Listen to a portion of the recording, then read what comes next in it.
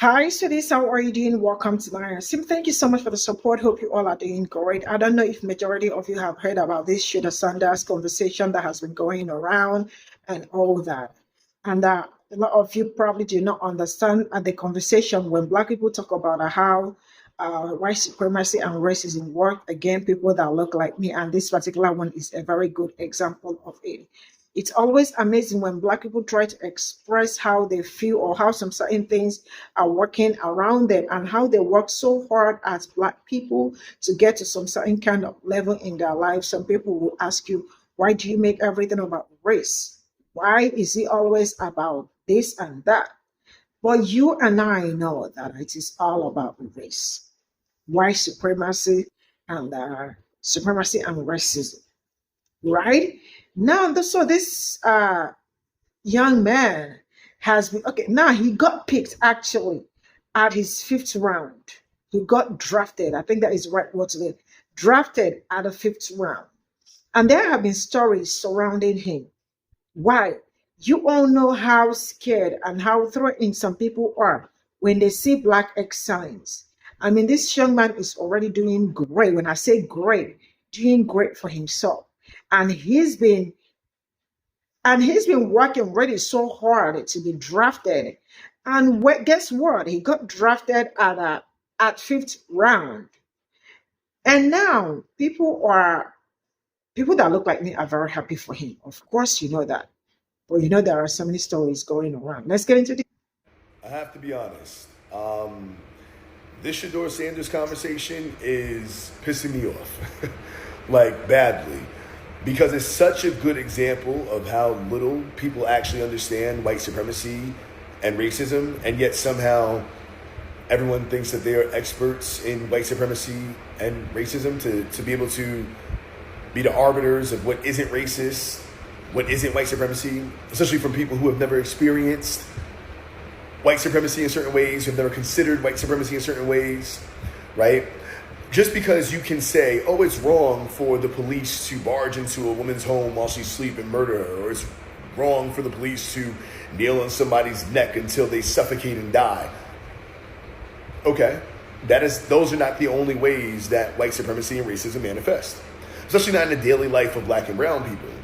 And this is something that I think also because people internalize these things so much, these systems and these constructs and this history, that even a lot of Black and brown people don't understand white supremacy and racism, not truly. So what I've seen a lot in relation to Shador is this idea of, well, he's so egotistical, we got to humble him. Well, that's interesting because I don't see the same narrative about white quarterbacks. I've seen that actually be something that's a positive, right? Oh, they have edge to them. We want our quarterbacks to have edge. So there's that. But largely, again, the idea of needing to humble or break down a Black person is racist. It's racist, right? The idea that you want to dilute an unapologetic young Black man who has bravado, who again has deep confidence, sometimes maybe erring on arrogance, but that you feel like you need to humble, and not just humble, but now humiliate him, a top 10 Heisman candidate. It's white supremacy, right? You have a bunch of team owners, right? Largely white men, colluding to break down a young Black man. Oh yeah, no. We're gonna teach this boy a lesson. That is racism. That is absolutely racism. And when people bringing up things like, oh, well, other Black quarterbacks have been drafted, other Black players have been drafted. Yes, it's a largely Black league that is also a racist league, right? Did Colin Kaepernick not happen? What? And yeah, also, yes, other Black quarterbacks were taken. Cam Ward, as an example, was taken number 1. But Blackness is not a monolith, right? Just because Cam Ward shows up in a way as a Black person that fits the mold of what the NFL is looking for more, and sort of like the quiet, sort of palatable Blackness, doesn't mean anything in relation to Shador, right? Like, again, Blackness is not a monolith. You can love one Black person and despise another. There are Black people who are Trump supporters. There are Black people who are anti-Black. Being Black doesn't inherently mean that you are the same type of Black as somebody else. And yes, it is racist to think so. And also to this point, yeah, if we talk about the first round, sure, I can see Shedeur maybe not going. Second round, dicey. We are now going into the fourth round of the NFL draft, and Shedeur Sanders has not been drafted. A top 10 Heisman candidate. And then people are also saying, like, oh, well, it's because of his father. He's a Nepo baby. Well, that's interesting, right? Sure, maybe.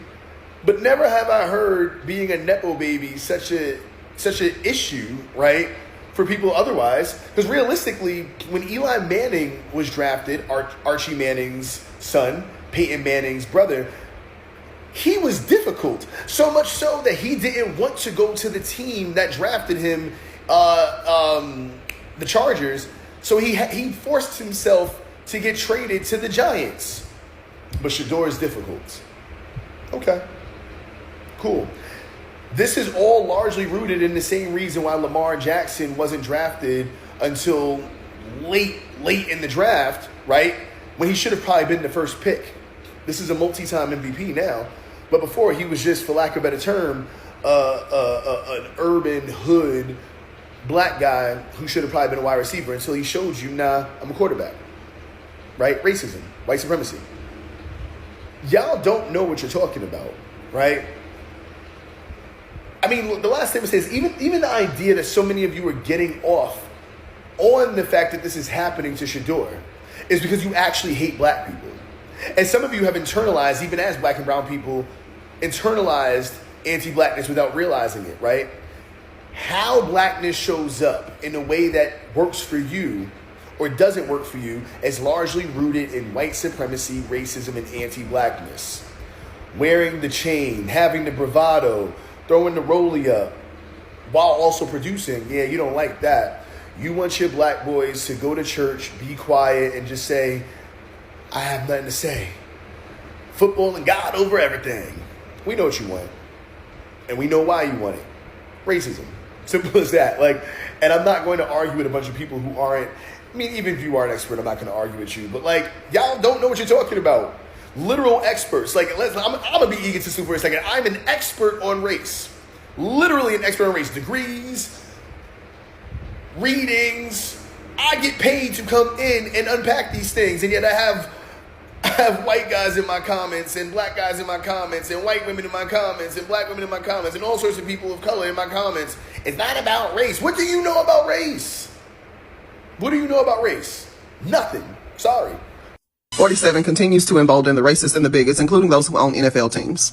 People who say politics don't matter are not paying attention. There is absolutely no way Shedeur Sanders should have gone from being the number 2 draft pick to being drafted as number 144 because politics matters. They're emboldened.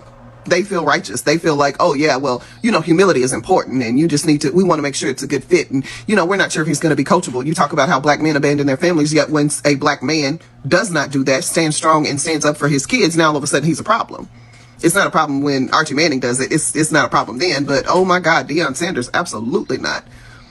He talks too much. He's got too much to say. You just need to sit down and be quiet, like a good little boy. That's what they mean. When they say, you just really need to be humble. And the media is absolutely, responsible for what is happening right now. You don't go from being number 2 to being drafted as number 144 without the media having a huge say-so. This anonymous coach that they're talking about, and all this thing, he didn't do this and he didn't. Y'all, we done seen folks knock folks out and get drafted. Robbing, drug charges. Y'all can save that BS for somebody else. Because see, the character of a person does not matter. Y'all draft women beaters. Y'all draft rapists. Y'all don't give a damn about what somebody acts like or what they think or what they do. What you care about are the dollars. You care about the talent that they are going to bring and the billions of dollars that they are going to bring to your franchise. That is what you care about. Y'all pay off hookers and strippers and all kinds of stuff. Y'all be paying off baby mamas. Y'all cannot sit here and act like the issue is, he just wasn't humble enough. No, the issue is he's not bending the knee. The issue is he does not need you, and you are trying to make sure that the little black boy stays in his place. The issue is you are trying to make him a pawn when he was created to be a knight. When he is being elevated to being a king, you do not want him to take that. And so you play politics, and you act like humility is the issue. Because you've drafted folks with serious character flaws. And now you want to act like humility is the character flaw that broke the camel's back? We're gonna show him. Yeah. I don't care what anybody says. Politics is in everything. And 47 has emboldened the racists and the bigots, including all of these NFL team owners. Man, at this point, fourth round, show me them interviews. I want to see it. Honestly, I want to see just how bad these interviews supposedly were. And I'm talking to my own team as well, New York Giants. Show me the interviews. Because I'm doing the math. I'm looking at all of the teams who spent extra time with Shador, all of the ones who supposedly showed their interest. That rumor had to have come from one of these teams. I'm really thinking it came from the Giants. It's sad for me to say, but if that proves to be true, I am highly disappointed in my team, and I want to see those interviews. Because unless that young man walked into the interview and said, I will never practice for you, I will sell drugs at the facility, I will follow you home and assault your family the first chance that I get, there is nothing that he could. What was so bad? Y'all got to stop playing with the fans. Y'all really do. All right. NFL teams like to be, oh, we do so much research. We do all of this stuff. There are things that we know that the fans don't know. This is a time when fans, especially football fans, have never had more access to players, have never had more knowledge about schemes, have never been more informed about the league and the sport as a whole. So y'all can't keep running this excuse of we know something that everybody else doesn't. Show me the interviews. Show us. Freedom of Information Act. Show us those interviews.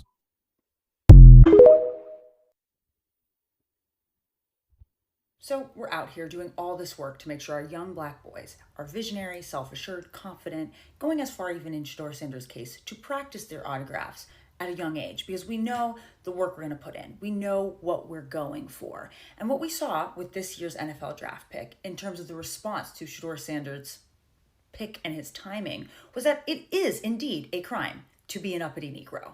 No, I don't mean a legal one, I mean a public one. And while I am no NFL expert beyond studying the Kendrick Lamar Super Bowl halftime show, I can smell when people are upset about uppity blackness, especially rich uppity blackness, from a mile away. Especially that desire to humiliate a young black boy who has not done the started from the bottom now we here journey that most people are comfortable with. Am I talking about the real business football concerns that different members in the NFL might have about Sanders as a player?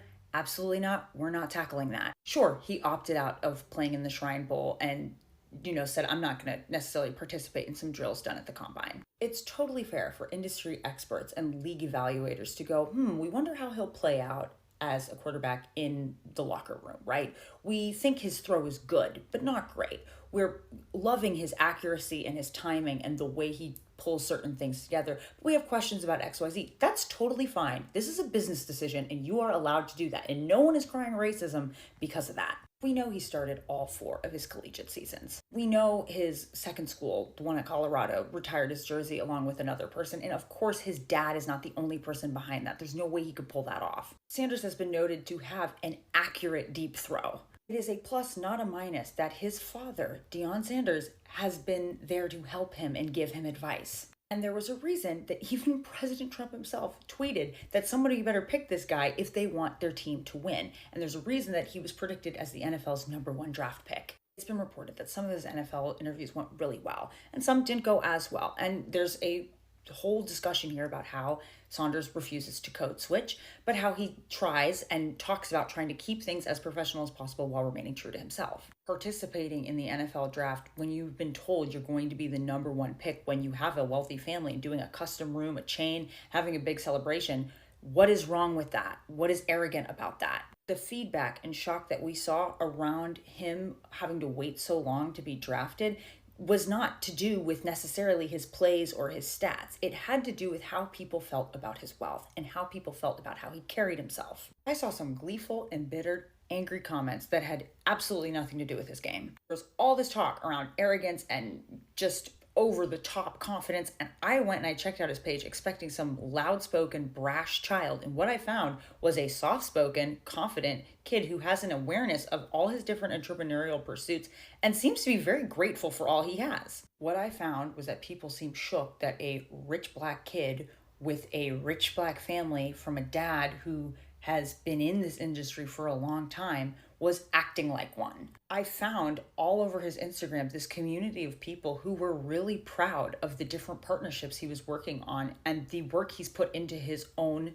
craft. They are happy to see this legacy and this brand continue, this kind of vision in this particular young man. Black boys in custom chains and nice cars with nice houses is fine to a lot of people, as long as you start with a distance and a story of struggle and pain. If you're never come see, if you look around glad and frightened to be there, they see us and they're uncomfortable and they want us to be uncomfortable too. I am not seeing insufferable, unearned swagger. I am seeing someone step into his inheritance. And when he did not get his way and he had humiliating rounds of going from #1 draft pick to sliding all the way down to the final day, what did we see? People from their comments seem to be expecting a hissy fit, somebody crashing out. No, we see someone thanking God and thanking his family for the opportunity to even play the game and be here. This obsession with making young black boys grovel at the feet of like white corporations, that's something I thought we left behind with the Michael Orr mess. And he even said he was horrified to look back at how people had changed his story to be how he was like this mute and brutish animal who couldn't play football and didn't know anything until the white people saved him. I have more to say about the stories we want to squeeze out of young black men, but until then, keep your chin up and your chain on, Mr. Sanders, because I'm glad to see you win in this case. Shedor's going to Cleveland. Probably should have happened at the end of the first round. Should have happened in the second round. There's no reason why they should have drafted Dylan Gabriel over him. This was a humiliation ritual. Just plain and simple. Now, Adam Schefter is now saying, hey, the Sanders developed a really great relationship with Jimmy Haslam, right? Like there's reporting that Cleveland brought him in tons of times, all these different things. The wildest part about all this is Deshaun's never going to play another snap in the NFL.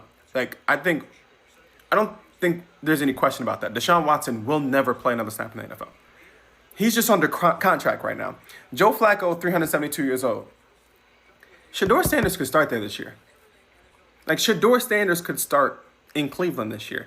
Kenny Pickett is awful. Horrible. Mind you, Kenny Pickett was a first-round pick, but that's beside the point. Shedeur could start there this year. So, shout out to the GM of the Browns. You might have gotten your Week 6 starting quarterback at 144. That's crazy. But this was a humiliation ritual if I've ever seen one. And I don't know. It's happened. This is what we were all waiting for. I could turn this mess off now. Congratulations to anyone else who gets drafted. We was only watching for this one thing, if we keep it to that. But yeah, that's it. Thanks for coming to my TED Talk.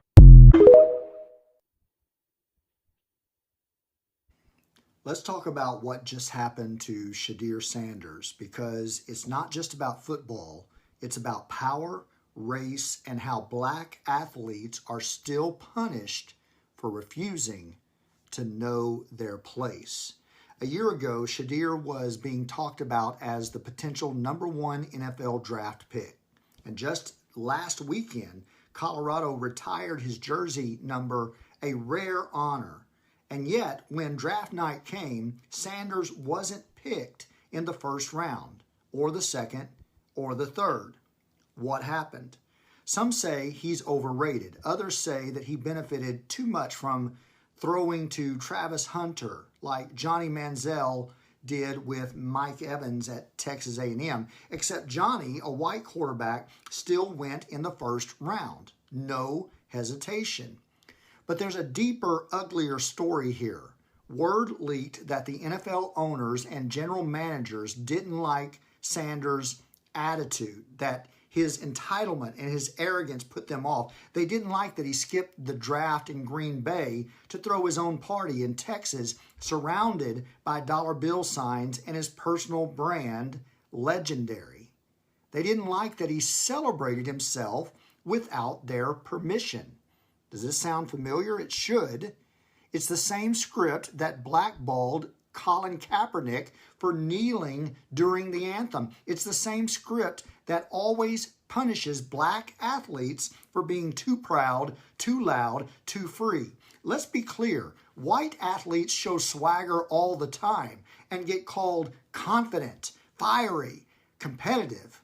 But when a young black man dares to do the same, when he refuses to bow, refuses to be grateful in the way that these owners expect, suddenly he's entitled, difficult, arrogant.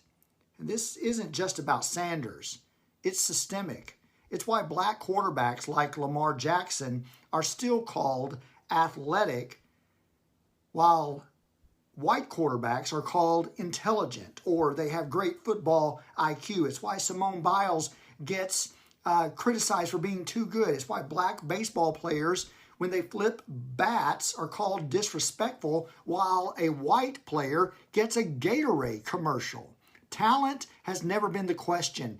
Character has never been the question. Control has always been the question. Until we stop pretending that there is a level playing field and start calling out racism baked into how athletes are judged, punished, and remembered, the system will keep producing the same old outcomes. Shadir's story isn't an exception. Unfortunately, it's the rule, and it's time we admitted it.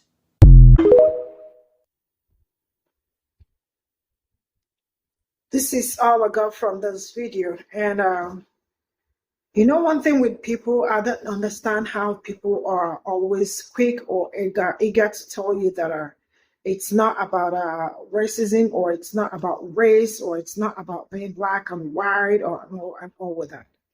But you and I know what it is, because if not, what is going on? After how many pick? 5, and he just got drafted, right? And why are they, like, sincerely speaking, you cannot be a black man and also have something great going on for you. I mean, being wealthy or being rich as a black person or as a black young man, it's also a threat. And I am asking, why is it so? And he was finally drafted in the 5th round. And sincerely speaking, I really do hope that he gets to play, like some time to play and show off all he has and all that. And I hope they also get to find out, or they also get to see that it has always been a bad decision for them all this period. And I am also hoping that he will start from the end of the season. I am, it's really sad that still in 2025, some people think that you are joking when you talk about race, or when you talk about how people that look like me are being treated and all that. And they are very quick to tell you it's because of what? And like people thought, like, when all these things was going on, people thought maybe he is just maybe a rash person. They always call us, or a very loud person. You cannot even express yourself as a black person. Of course, you are a loud person. And then when still people found out that he's also a very soft-spoken, easygoing person, but already he has something great, going on for him. He is not somebody that is waiting for somebody to give him a handout. He had something great going on for him already. And still, the fact that people that look like me struggle in several ways to get what they are looking for. This is also one of the reasons why when people tell you about how they work so hard to get some certain things, when other people, like people were like also talking about how some people that were found with drugs, or maybe some harassment and all that, still get through all this. But somebody without no felon, nothing, just a good man, working hard to get something that he's been working hard to get drafted, right? And it's been like he is going, I mean, like, it's been like he's been working from somewhere to heaven. One thing I know is that no matter how hard they try, they will never try to take away his confidence, because so far he got confidence, and he has really worked so hard to be wherever he is. And another one is they are scared of black excellence, and I am asking, how can somebody be scared of black excellence and his confidence and everything? But white folks are so loud with their racism, and they don't hide it. But one thing I know is in the end, the result will tell by itself. Bye for now.